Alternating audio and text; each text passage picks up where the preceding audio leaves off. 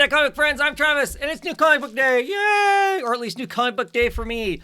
It has been a month. I just looked at the date. It's been a month since I've done one of these. It's not like I haven't been reading comic books. I've just been stupid busy and get my books at weird times and whatever. And I didn't take the time to cut a video because I just needed to hurry up and get a reg because I thought there'd be a comic book roundtable, and then there haven't been that many comic book roundtables. There will be one. There'll be a comic book roundtable this Saturday. I've got a lot of books, but maybe it'll be short. This is the amount of books that I could potentially talk about. But maybe it'll be short because I plan on getting early on Sunday. I have to travel 6 hours or so. I'm going to a Rockatours concert where I have early access, so I should be really close to the band and whatnot, so I'm all excited about that.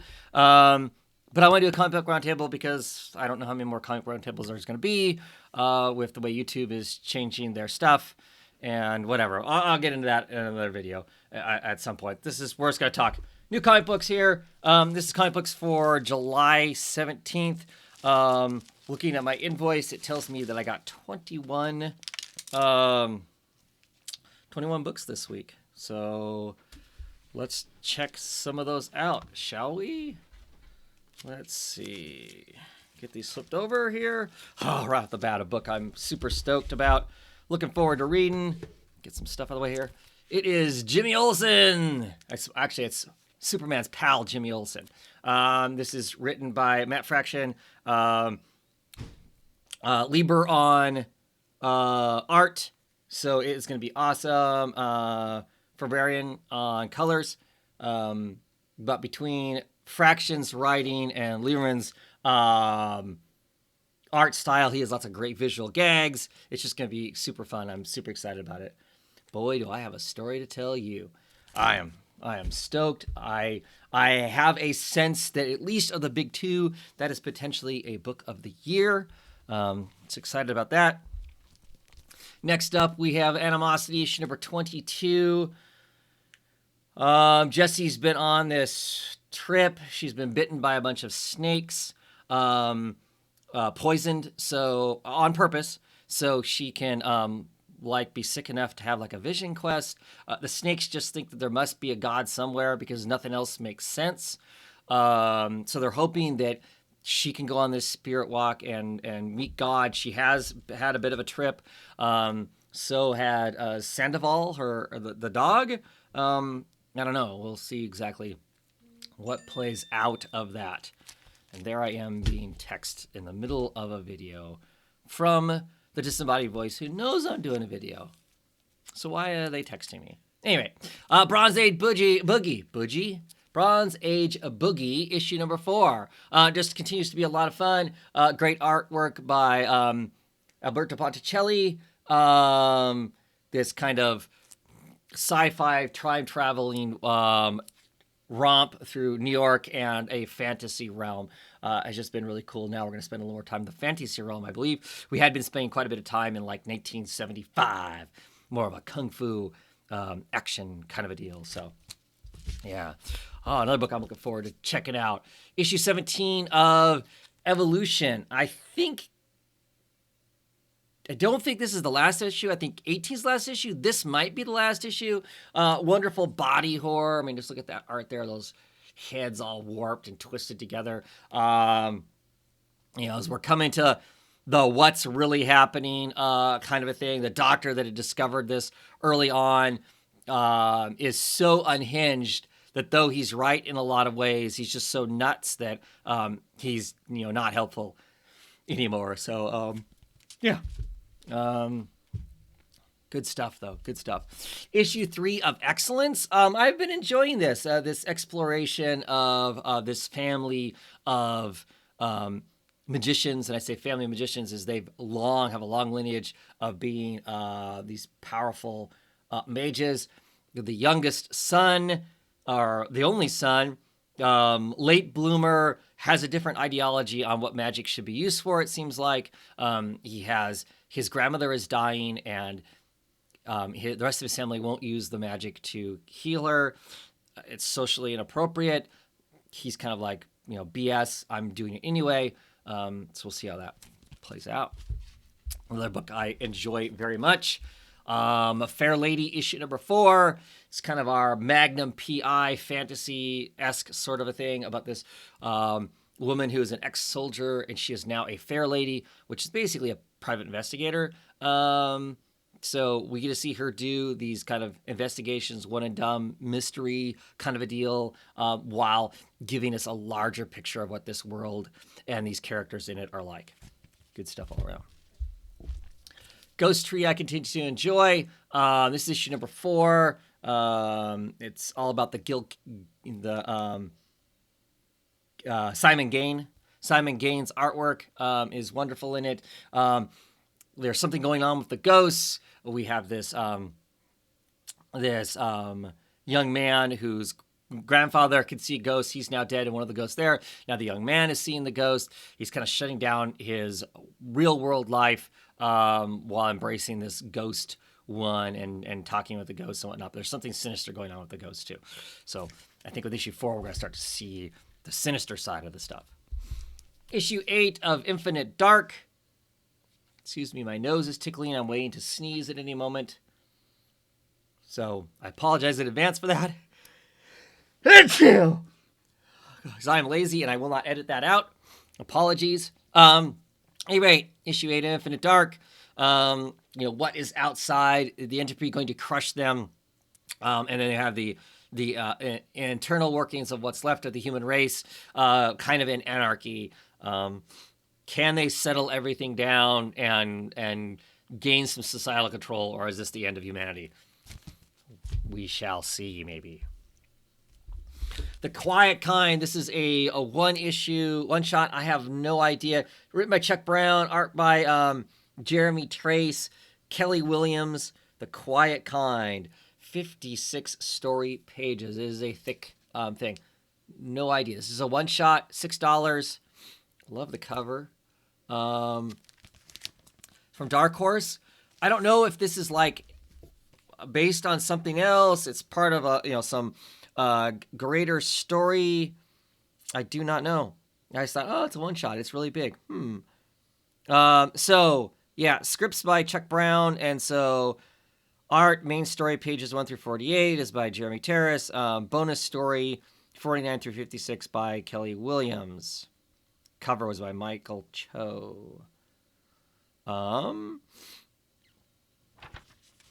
have zero idea. No, absolutely no clue what this is, if this is based on something else or what. The artwork reminds me of the artwork from, oh, crap. I hate it when I say that and then I can't remember what it is that I was going to say it reminds me of. So I don't know. Don't have a clue what it's about. Just thought I would check it out.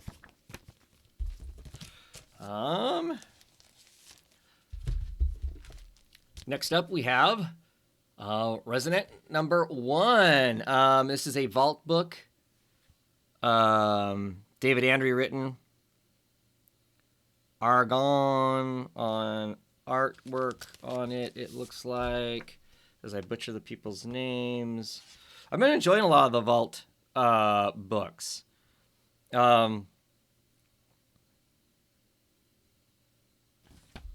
So on the back here, because the one thing I like about the vault books is on the back it gives me a book blurb, basically. And it is decades past since the first waves hit, unleashing humanity's darkest impulses and plunging the world into chaos. Paxton, a single father of 3, must venture from the secluded haven they've built to restock the medicine his chronically ill youngest son needs to survive. When a somewhat routine trip goes awry, Paxton and his children, now separated, will battle everything in their path to reunite. I love the cover. Cover is cool. Most of the vault covers are a quasi wraparoundish sort of a thing. Artwork inside looks pretty cool too. So there must be, there's these giant katydid things. They're chirping around. We hear lots of chirp, chirp, chirp. I don't know if that's a menacing thing or if that's a good thing. Cool. Yeah, see, really like this. Like that quite a bit. I like the storytelling in those pages there, silent pages. Love the colors. Yeah, that's don't know what the writing's gonna be like, but the art looks pretty cool. Looking forward to that. Let's check out the other brick here. Since they sent it to me in 2 bricks. Ooh, along with some propaganda, I think. What's the propaganda it sent me? Yes, the X-Men stuff. House of X and House of Powers. I will be picking up both. Seen some ads for it that I posted on Twitter. I have no idea what the hell's going on in it. I've been told not to worry about it. Not that I am actually worried about it, but yeah. And I'm not going to look through this ad. If you can't sell it to me on the book itself, I don't need the ads to do it. So, there. Anyway, what else we got? Spider-Man, life story number 5. I missed number 4. This is the Theaughts. Like I said, I haven't been super excited by the book. It's just, I guess, not what I expected or not what I was hoping to get out of a Spider-Man through the era kind of thing. This is basically largely a what if at different stages of life for Spider-Man. I don't know. Well, the other problem is Mark Bagley artwork, and I'm not a Mark Bagley artwork fan. Issue 2 of Silver Surfer Black. I liked the issue 1. Largely just the Treadmore art is awesome, and that's why I'm on it. I expect another issue of cool art. Excited about that. Lucifer, issue number 10. Back with our regular artists on the book. We'll see. We'll see what is next for Lucifer. I'm trying to think. The last issue or so has kind of been side story. I think Lucifer is now moving back into take control of stuff. Been really, really digging Lucifer. It is definitely of the Sandman universe stuff. Top of my list, things I'm excited to read. Dan Waters has been telling a really great story. Issue 5 of Little Bird is the final issue. Chapter 5, this thick, great, absolutely astounding artwork from Ian Bertram. So I'm going to enjoy it for the artwork. Story's been cool too. Depressing, dark, near future thing. It's been pretty great. Mortal Hulk, issue number 21. Yeah, there's a whole bunch of pictures of the Hulk, like fighting the Rhino, the Thing, Man-Thing, military. So yeah, we'll see what happens. They kind of hinted at possibly we're going to get some Red Hulk in this. So it's a guest artist in this issue, which doesn't happen too often. And usually the guest artist, I think there's like one other issue that's had a guest artist in it, and it's worked out really well. So I expect this to work out really well also. Really been enjoying. It's been a great 20 issues anyway of the Immortal Hulk, and just excited to see where and what they're going to do with it. One of the villain covers. This is a $1 more. It's hard stock cover. It always has one of the villains for whatever. So this is Aquaman, issue number 50. So it might actually be extra thick too on top of that, besides having the hard cover. The hard cardstock cover. This wonderful Black Manta there. I think we're going to get more story of the whole Mira Aquaman sort of a deal that's been going on. Tell us what happened in their relationship to make Aquaman dead at this point and attempting to come back to the living. So we're checking that out and see what that's going to be like. And then another one of those. I don't know why I decided to splurge on the expensive covers. So this is issue number 75 of Batman. We're starting the City of Bane, so that's a perfect cover for the City of Bane. And that is a great cover. Him all juiced up there. I'm just really looking forward to seeing what the whole City of Bane is going to be like. Yeah, very, very excited that I've been enjoying Batman quite a bit. So see what this final story, because I believe this is the final stuff of of Tom King's run on Batman. So curious to see how this ultimate showdown, how it all plays out. Black Science, issue number 41, penultimate issue. Next issue is the end. This is really interesting. They're all dressed up, look like they're taking some marching orders. See what this all, what is it all going to turn out to be? You know, really curious about that. New book. This is Collapser, issue number 1. Can't remember the exact story behind this, but it's under the Young Animal imprint. It's written by Gerard Way's brother, Mikey, and Collapser. It's about a guy who creates black holes, I believe. It's a 6-issue miniseries, 5 or 6-issue miniseries. Just curious to see what all it's going to have in it. Thought like maybe some interesting. Gideon Falls are not so much horror, now more sci-fi in my opinion. Issue number 15. I am still enjoying the book, but it has really kind of taken on a different element for me. And as I've discussed in some roundtables, that adjustment, I haven't completely made that adjustment yet, I don't think. But I'm still interested to read, and I'm still enjoying it, so we'll definitely be checking out. And finally this week, it is Faithless number 4. Of course, I bought the erotica variant. I believe this is a Jenny Frisian one. So, an erotic depiction of faith, sex, and the devil in the tradition of the Divine Comedy.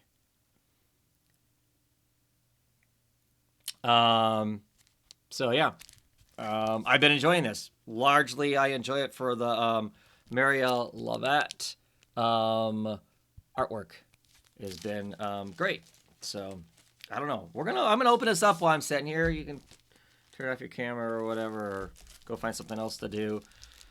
While I quickly try to get into this second poly bag because we wouldn't want the children to see it, right? And we'll see just how profane it is as to whether or not I show you any part of it. Mind you, I would assume that it's somewhere on the internet. I could be wrong, but I would guess it is. Oh, I guess this was the cover. I was showing you the backside of it the entire time.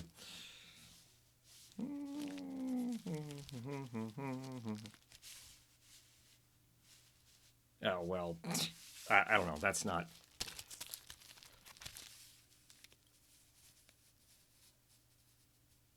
I mean, yeah. Oh, boy. So, I don't know. A nipple or two. I don't know that... That's probably the tamest of all the covers. The last one was pretty, too. I mean, it was... But... Yeah, okay. Is what that is. Cool. Paul Pope covers otherwise. Anyway, that's it. That's my comics. Thanks for watching if you took the time to watch. Catch you whenever next is going to be. Have a great one.